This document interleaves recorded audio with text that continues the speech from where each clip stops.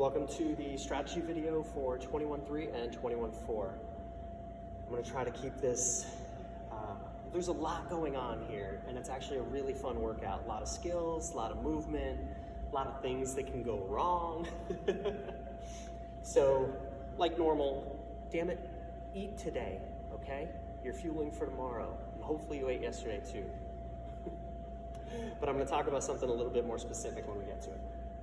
But we have front squats, toes to bar, thrusters, a little bit of rest in here. Programmed rest is tricky. And we're going to go through that with an advancing skill. So from toes to bar to chest to bar to muscle ups. And we're going to hit the same front squats and thrusters, kind of sandwiching that skill. Working with what we'll call moderate weight, 95-65. 95 for the guys, 65 for the ladies. And going directly into 21.4, which is a heavy complex. Lifting after working out like that, never really a great time. So if you haven't been practicing that, now's not the time to practice. But you're in for a rude awakening. You're going to want to start lighter. So let's get into the strategy. We don't want to go super anaerobic with this because we will not be able to maintain it for this long. So you want to pace it out just a little bit and keep that heart rate a little bit lighter. Essentially, we're working at an effort level of like an 8 out of 10. We're not going balls to the wall, all right?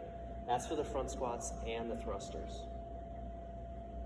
And then for the advancing skills, the toes to bar, the chest to bar, what's interesting here is we're sitting in that front rack and we're pressing with our shoulders, and then we're immediately overhead. Outside of that little bit of rest, we never have an opportunity to flush out the shoulder. Everyone's looking at this workout going, it's the grip that's gonna go, it's the grip that's gonna go. And if your grip is really weak, sure, it's gonna go. But if your grip isn't on the weaker side relative to the skills, then that's not what's disappearing. It's actually inside the shoulder. It starts to burn in there a little bit. And it's partially because of that pooling, because we're sitting above the heart for so long and we're never down here. There's not really any relaxing. There's just a lot of tension while we're working. So if we can pace, keep the heart rate down a little bit and stay relaxed, then we can keep that at bay and do much better work down here. This isn't where we have to worry about doing good work. This is. So with all that being said, hit your sugar pre-workout. It's really easy to make a mistake on this one and kind of dig into the anaerobic side of things just a little bit too much, leaving you with a brain fog for the rest of your day or evening, and that's never fun. Hit your sugar pre-workout, and that can really help you come back from that or make it harder to get into that state. Ladies, that looks like 100 to 150 calories from Twizzlers, dry cereal, that kind of stuff. Gentlemen, same thing, Sour Patch Kids, but like 200 to 250 calories before the workout. Twizzlers, Sour Patch Kids, sugar candies, dry cereal, graham crackers, granola bars, fun stuff. Hit that before the workout, it'll help you on the other side. Now, breathing. This is key. The front squat and the thruster, they're 2 breath movements. Very, very important. When you sit down,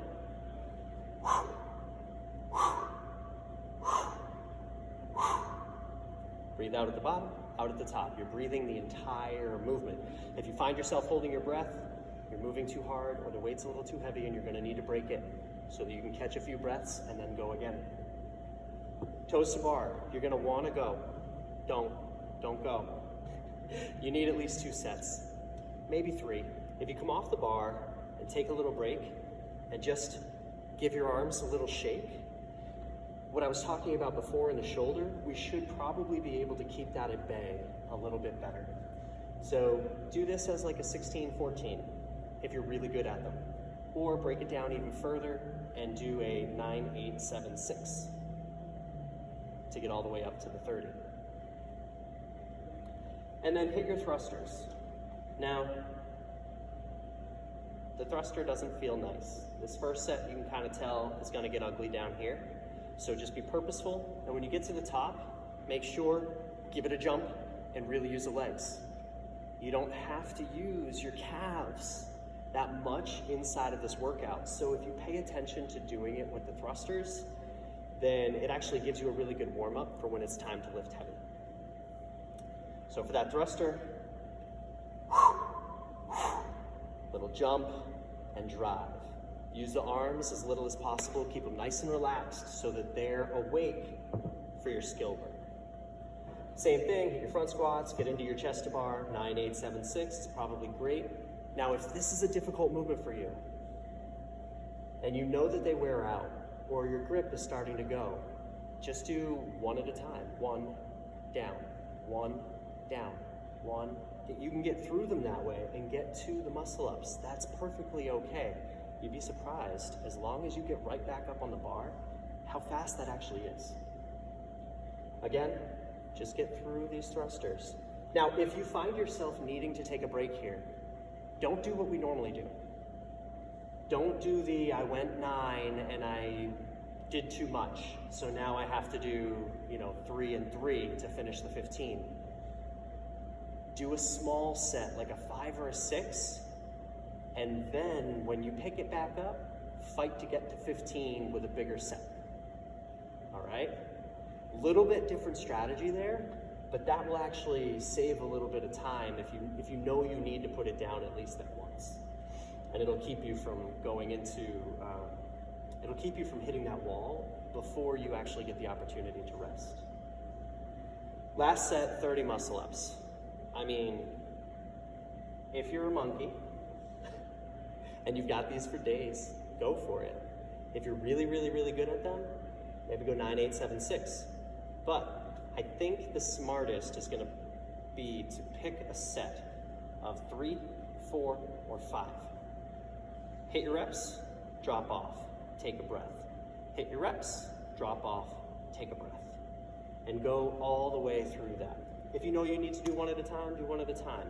If you can do 2 at a time, that is ideal, because using the momentum coming down and coming back up for that second one, it actually gives you a little bit, it's a little bit less energy wasting. So sets of 2 should be the goal if this is something that you expect to get deep into. And then get through your last thrusters and into the complex. Now, I am going to recommend that you do not start off by doing a complex. Your first lift, you're gonna add a little bit of weight to your thruster, and then you're just going to do a clean and jerk.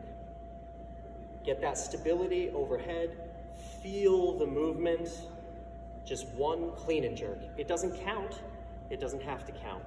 We're just greasing the groove. 1B. So first lift, clean and jerk. Second lift, if it felt horrible, but you know it's doable, then you'll do the full complex with that weight. If not, add a little bit of weight and hit something you know you can do. So 1B is I know I can. 2 is I hit the first one. Now this is one I think I can. I'm pretty sure, but we're about to find out. If you hit it, you add weight and you go for the, this is my dream lift. If I hit this, I'm stoked. If you missed the second one, the I think I can, I'm pretty sure I can, if you missed it, you go for it again. Or if you just missed it and it was like technique thing, maybe you add just the tiniest bit of weight and then you put 100% of your focus into hitting that lift for the third one and make damn sure you hit it. All right? That's how we're gonna work that. You've got 4 lifts to hit in 7 minutes. Just a clean and jerk that doesn't count to grease the groove. Your first lift, which is a know you can. Your second, which is a think you can. And then your third, which is, oops, I missed the think I can, so I'm really gonna hit it this time. Or my dream lift for this workout. I believe it might be possible, and I'm just gonna go for it. And that, you chase that third lift. And that's it. Otherwise, have fun with it, right? So, breathe well, break on purpose, dig into the muscle ups as far as you can, or get your first one. If you're going for your first muscle up, you're literally just managing all of this so that you have some time to get one. And go for it. And that's it. Don't rush through any of this. You need energy to get one. If you get to the muscle ups and get none, you still got to the muscle ups. It doesn't matter that you got there faster. If you get there and you get one, and it was 3 minutes slower than getting there before, it doesn't matter. You got the one, right? Competition strategy. So manage all of this to get as deep into those muscle ups as you possibly can, and that's how you're gonna win this workout. And then have fun lifting afterwards. Make sure that clean and jerk is light. You're just greasing the groove, okay? Have a blast, guys. See you on the other side.